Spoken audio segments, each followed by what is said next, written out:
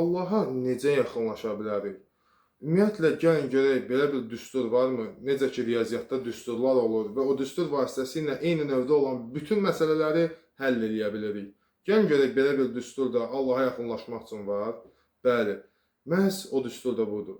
Bir şeyi Allah sevirsə, onu etmək və Allah sevmirsə, ondan uzaqlaşmaq. Bu iki şey Allaha yaxınlaşmağın ən gözəl yoludur.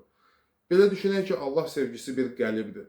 Onun içinə sığan hər bir şey etməsi olan və etməyimiz yaxşı olan bir şeydir. O qəlibə sığmayan, artıq gələn və yaxud da naqis olansa, ondan uzaqlaşmalı olduğumuzdur.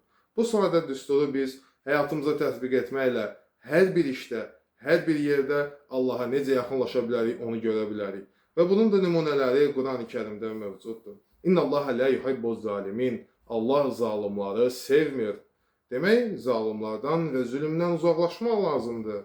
İnnallaha la yuhibbul musrifin. Allah israf edənləri, həddi aşanları sevmir.